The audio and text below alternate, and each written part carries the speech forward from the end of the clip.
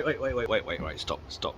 Right, now before we start the video, I need to apologise about the quality of the sound. Now the problem that we've had is we've had shocking weather. Can you hear that noise? What the flip is that? So we've had mini cyclones in the local town. I'll show you a little bit of an image of that. We've had hardly any sun for about 2 weeks, and we've had a constant blast of wind coming down at about 30 miles an hour with extreme gusts of up to 45 miles an hour. And look at what it has done to my poor beloved banana. And of course the videos we make are seasonal, because gardening is seasonal, and if we don't film them and put them out at a reasonable time, then they can quickly become irrelevant because time marches on. We're up to the next lot of jobs. Anyway, myself and Lorna, we don't care about the wind, we don't care about the rain, so we kept on going out. We tried to find a little bit of a sheltered area in the garden, and we carried on making these videos. So while you're watching these videos, just remember that we're trying to do this in ridiculous strong winds. So in the background, all that horrible noise, it's just the wind. We can't do anything about that. Anyway, thanks for watching, and we apologise for the terrible sound quality.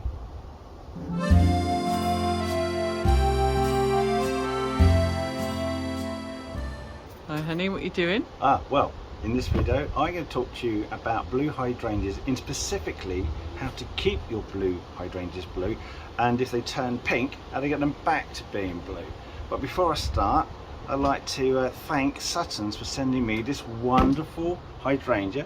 So this is a paid for promotion because they paid for this. I haven't gone out and bought it, but to be fair, I find it very difficult to try and find a decent blue coloured hydrangea in the shops. I haven't seen any this year, so I've had to go and buy it online, and Sutton's had one of the very best. And if you want to see more hydrangeas from Sutton's, then I'll put a link in the description below. Right, so to begin with, let's look down here and open up the box. Now usually when you get stuff sent in from online companies, you generally end up with quite a small pot, but today we have got... Ooh, it's quite big. Hey. Oh, look at that. Look at that. Ooh. So that's a different pot size. That's a 3.5 litre pot. No flowers in it, but then you know you've got to keep the delivery cost down somehow. But this one is a Blau Dono, and it is a really good blue colour. And the thing I want to do is make sure that I maintain this blue colour. So in order to do that, I need to give you a little science lesson. And the coloration in blue and pink hydrangeas is down to the pH. If it's okay, right, so a pH of 6 is like dead in the medium. It's not acidic and it's not alkaline. Now if you move to 6.5, then your hydrangeas will be pink, and that indicates that the soil is alkaline.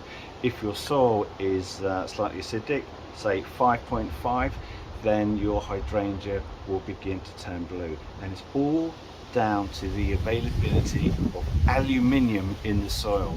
If the soil is too alkaline, then it locks up the aluminium and the hydrangea can't take it up. The more acidic the soil goes, it releases the aluminium, and there's more of it that the hydrangea can take up. And it's the aluminium that turns a pink hydrangea blue. So if you don't know what your soil is, you can take a soil test, or you can forget all that and just plant it properly, and that's what we're going to do next. Right, so we are ready to go now. I've already dug my hole. I don't know if you can see the hole that I've dug. You'll notice that I always dig a square hole, because this allows the roots to get to the corners and then push out into the surrounding soil. Alright, here is my plant, but before I plant that, I just need to do a bit of preparation. The first thing I need to do is add some rich organic matter to the soil, because these are heavy feeders. I mean, you can already see this one. You know, this is supposed to be a dark green plant, but it's already light green, slight touch of turning yellow on these leaves. So heavy feeder, you need to feed them a lot, but if you just feed them with like a liquid soluble food like Miracle Grow, you tend to get a lot of foliage growth, and it doesn't really promote a load of flowering as well. But in order to get more flowers out of it, what we do is we add a load of blended farm manure to the bottom of the hole.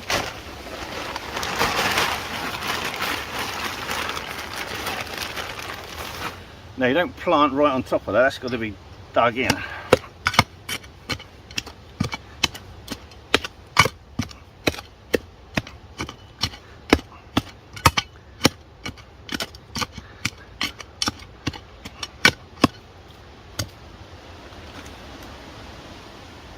Right, now I know a lot of garden designers promote this idea. I've seen some arborists doing it too. I don't know what is going on with the world. You do not tease apart this root ball. You keep this exactly as it is. You see all these fine hairs? These are single cells and they're very brittle, and it's these that take in the water and the nutrients. As soon as you start messing about with here, you're breaking all these, you're snapping them all apart. The plant has to regrow a load more. So, and that takes time, puts the plant in dormancy. You don't do it, I don't know why people insist on putting these apart. Anyway, we put this in and we have this level in the pot, same level as the soil. Right, that's a bit low, but it's not a problem. Because we have our trusty Hydrangeas compost. Can you see this? Okay. Right, it's Hydrangeas compost. That means it's acidic. Should be about pH 5.5. Now you might say, well Simon, just how acidic can you go? Well, you can go to about a pH of 4. Any lower than that, you start to get root damage. Anyway, but we're not near that ballpark. We'll be about 5.5. 5.5 is plenty to start keeping your hydrangeas blue. So I'm going to pack this all around the root ball.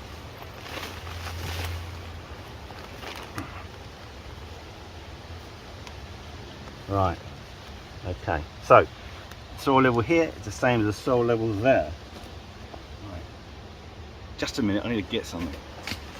A few moments later.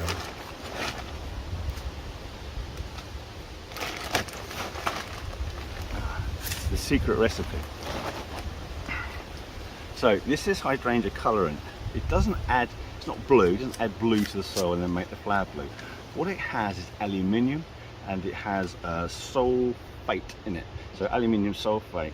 Now these two parts are very important. The sulfate helps to acidify the ground that it's in, and the aluminium helps to produce the blue pigment. So what we do is read the instructions and then you apply it as per these.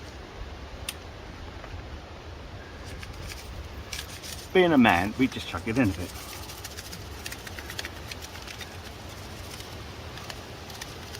But what you don't do, you don't have this touching the root. So what if you are putting it around, then make sure you keep it away.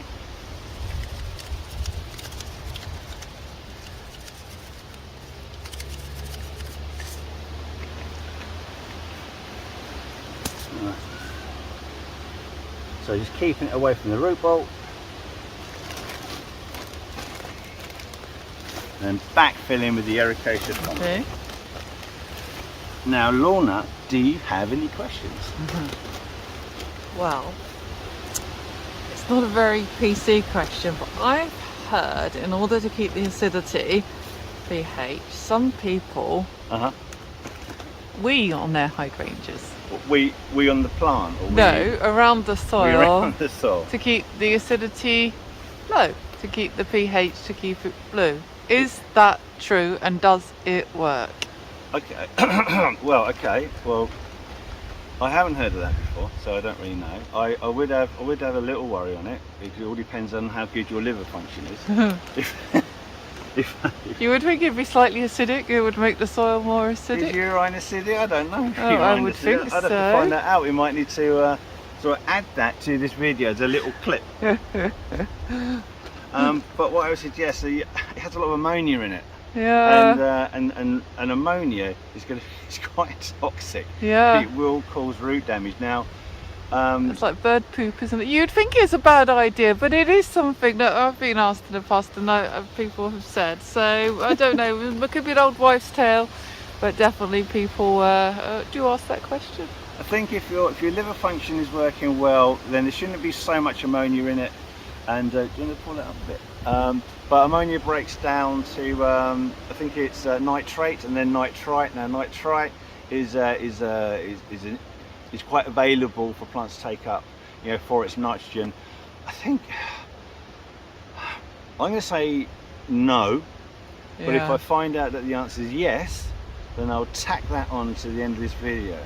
That's it's a great question, and I'm afraid in all my years I've never come across We'll take that as a you don't. Okay.